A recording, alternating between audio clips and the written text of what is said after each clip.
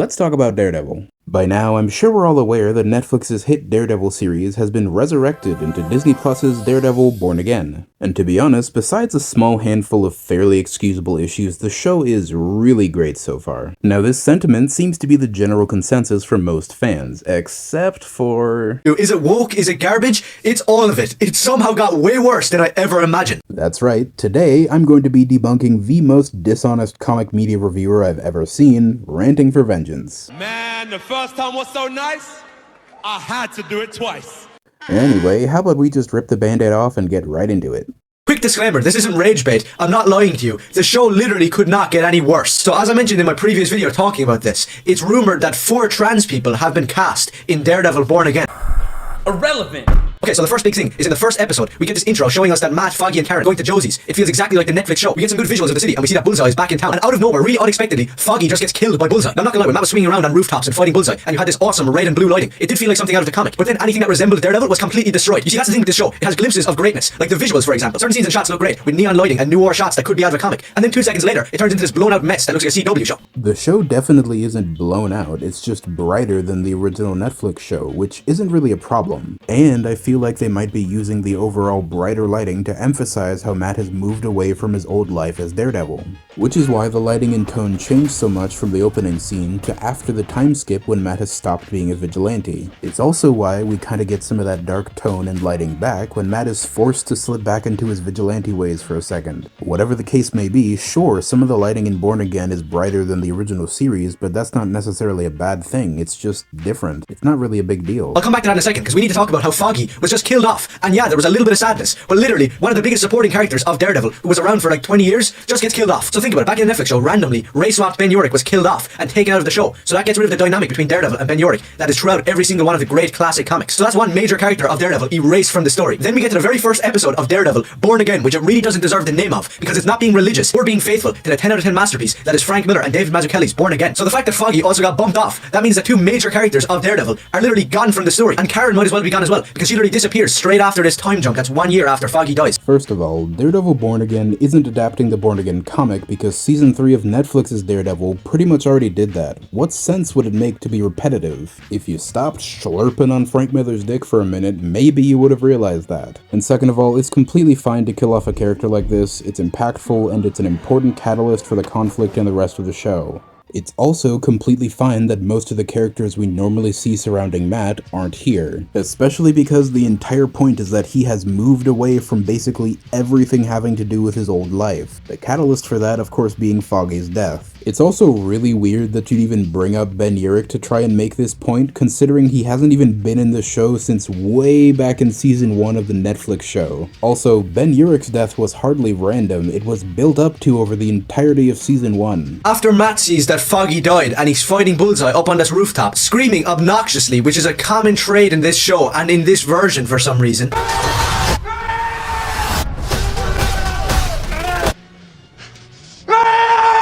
Well, I'll tell you what, or actually it might be better to let Kingpin tell you for me. Rage cannot stay inside. It needs to go somewhere. Or it becomes a poison. It will kill you from within. I find that when this rage cannot stay buried in me for one more second, that a primal scream is the only satisfying release. Yes.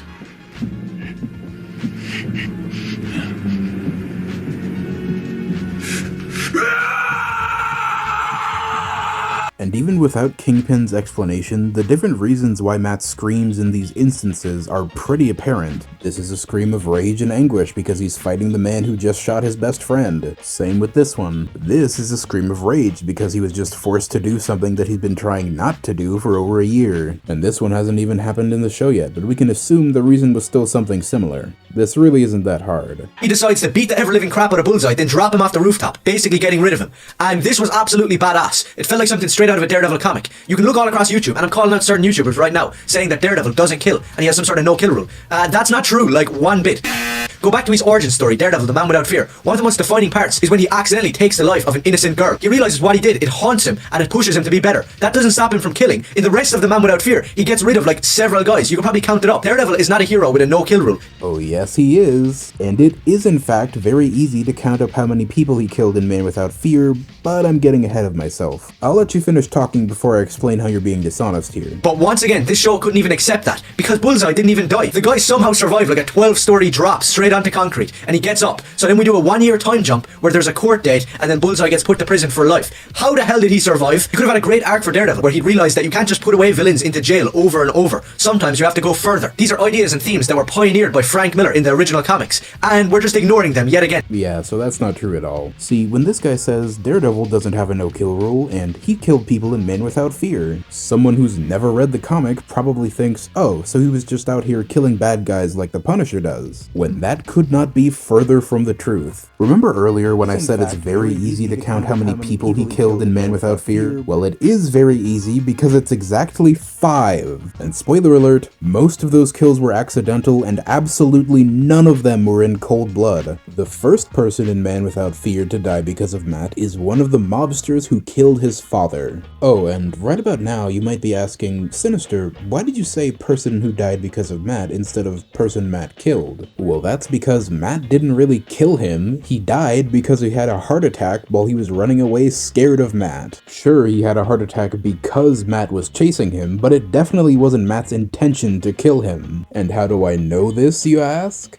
Because all of the other people Matt went after for killing his dad, he very specifically did not kill, even though there was literally nothing stopping him from doing so. The second person who died because of Matt has already been mentioned. It was the prostitute who he accidentally knocked out of a window while trying to chase down the guy who helped kill his dad. This pushes Matt to control himself better. The third and fourth people that die because of Matt are these two goons who are guarding a warehouse that Matt is trying to infiltrate to save a kid. And the reason they die is because they're standing on a pier, Matt tries to sneak up behind them, they hear him, so he does the only thing he really can do to stop them from making too much noise and alerting everybody else. He tackles them into the water. Once in the water, Matt is immediately occupied in a struggle with the first guard, while the second guard just so happens to be weighed down and unable to swim, so he drowns. The other guard that Matt is still struggling with under the water suddenly pulls a knife, so Matt has no choice but to use it against him in self-defense. So we have 2 more deaths, 1 accidental and 1 in self-defense, neither of which Matt intended to kill initially. And how do I know he didn't intend to kill them? Because both before and after this interaction, Matt goes up against dozens upon dozens of goons and he does not kill a single one. He has ample opportunity and literally nothing stopping him from killing these guys, but not only do we not see him do it, we're very specifically told that he doesn't. The 5th and last person who dies because of Matt in this story is Kingpin's highly trained right-hand guy who's holding the kid that Matt is trying to save at gunpoint. Matt enters the room and through the entire interaction he has with this guy, he only says one thing: I don't want to kill you, let her go. He says this again and again and again, while getting shot at, even getting hit a couple of times. He gives this guy chance after chance after chance to just put his gun down and walk away, so Matt isn't forced to kill him. He at one point even literally begs this guy to just please stop what he's doing and let the girl go because he does not want to kill him. This guy is highly trained, so Matt can't just cross the room and take him down before he's able to shoot the girl. So he keeps telling this guy to just let her go because he does not want to kill him until eventually he's forced to. After reading this, how exactly do you come away with the impression that Matt is okay with killing criminals and he doesn't have a no-kill rule? The only times he has killed were when it was an accident or when it was self-defense and there was no other way. When going after the guys who killed his fucking father, all he did was beat the shit out of them. And when faced with dozens and dozens of goons who, might I remind you, are child traffickers, literal scum of the earth, he does not kill them. All when he has every opportunity to do so. The only correct conclusion someone can draw after reading this is that, yes, Matt does have a no-kill rule, it's just not as strict as the one that Batman adheres to. He most certainly isn't fine with just going around killing people who do very bad things like this guy makes it seem. He only does it when there's no other choice. Oh, and all that dick-sucking about Frank Miller pioneering the idea that Daredevil sometimes has to go further and kill a motherfucker? That's complete bullshit. Daredevil consistently has a no-kill rule, even in the stories Frank Miller writes. Not only did Frank Miller write Man Without Fear, which I've already explained shows Daredevil having a no-kill rule, but Frank Miller also consistently wrote Daredevil to have a no-kill rule in his main comic run too. This your boy ranting? Is this your goat consistently writing Daredevil, not killing villains and gangsters he goes up against? Not killing Bullseye when he has multiple chances, giving a whole speech about why he doesn't kill, even going out of his way to save Bullseye, and going out of his way to stop other people from killing criminals? That's crazy. Sorry, that section took way longer than I meant it to, but you know I had to be thorough. Let's move on. After this time jump, we're introduced to the new law firm that Matt Murdock is a part of. It's called some stupid name like Murdock and McDuffie. So basically, this really ugly black chick and Matt Murdock started up this law firm together, and she's one of the best around, and she's really arrogant and annoying throughout the entire show. I don't think I even need to say much here. Kirsten McDuffie is in like maybe 5 scenes. She has some banter with Matt, but she's not like super annoying, she's just kinda pushy. Nothing about her character so far is that bad, but if you've been paying attention, I think we all know why this guy thinks she's ugly, obnoxious, and has such a problem with her being in the show. Now for the comparisons that I was speaking about earlier. If you compare the original Office from the Daredevil Netflix show of Nelson and Murdoch to this Office, the new one looks like a CW show, and the old one is inspired by the comics and film noir. Dark, grimy, gritty rooms illuminated by neon and yellow lighting through Venetian blinds. This is Daredevil. Yeah, I might bash the Netflix show a bit, but I did get some of the visuals really right, and this show is missing a lot of it. It's the same with Matt's apartment. In the original show, it was absolutely awesome. It looked like Philip Marlowe's office from Murder My Sweet. In this one, he's living in a pure grey, like bland, dull apartment that occasionally gets a red flicker of light through the window. But other than that, the entire show is just blown out with big bright colours from the MCU. Basically, after the first kind of introduction in episode 1, the show falls apart. After that time jump, we're introduced to an entirely different world that feels nothing like the original Netflix show or the comics. Born Again does not look like a CW show. It's not washed out, it's just a bit brighter. The comics don't even have this neon lighting noir look most of the time. And once again,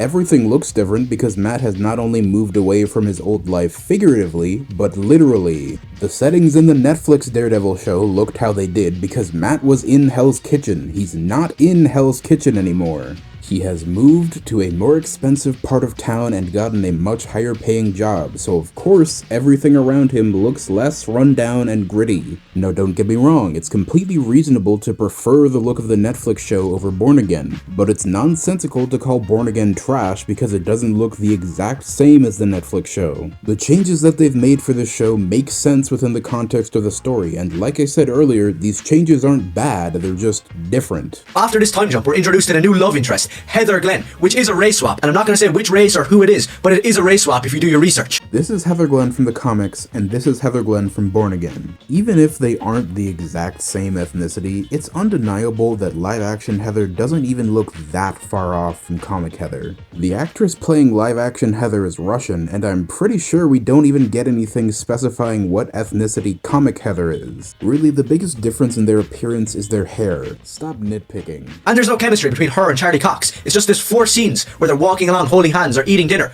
Nobody wants to watch that. We want to see Daredevil kick ass, swing around, fight the supervillain, dealing with really difficult choices of philosophy and morals. We don't want to see him have dinner with some 45-year-old hag. Not only is Matt not Daredevil right now, but he's also a person with a life. Even if he were Daredevil right now, he wouldn't be beating the shit out of criminals and swinging around 24/7. There are other, more mundane, day-to-day things that the show needs to focus on. That's what makes him a well-rounded character. These episodes are also like an hour long, so of course the runtime isn't going to be taken up mostly by fight scenes, swinging around and shit. And it's not like the show isn't already tackling moral dilemmas for Matt. That's kind of the entire reason he's not even Daredevil right now. When you say, no one wants to see him doing all this boring stuff, we want to see fight scenes, all I hear is you're one of those motherfuckers who needs Subway Surfers under a video to stay interested. Now, I thought that all of this was bad, but we get to the grand finale of crap when Wilson Fisk is introduced. So he arrives back into New York to see that Vanessa, a character that should not be as prominent as she is running the show, and Fisk has to ask permission of her to do what he wants to do. That's a common thread throughout these 2 episodes, where he's being bossed around like a soy boy cock by Vanessa. They even end up in therapy, and he's sitting there like a weak male.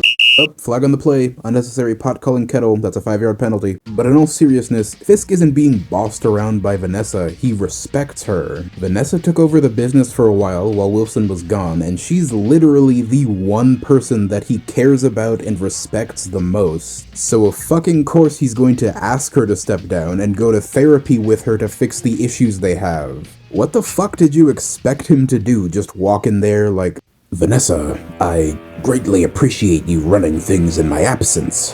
However, I'm gonna need you to get the fuck up out my chair and go make me a sandwich, bitch. Listen to what I'm saying right now. This show is based off of a comic from 2016 introducing Fisk as the mayor. That comic is a woke mess that starts preaching about illegal immigrants at the time when Trump became president.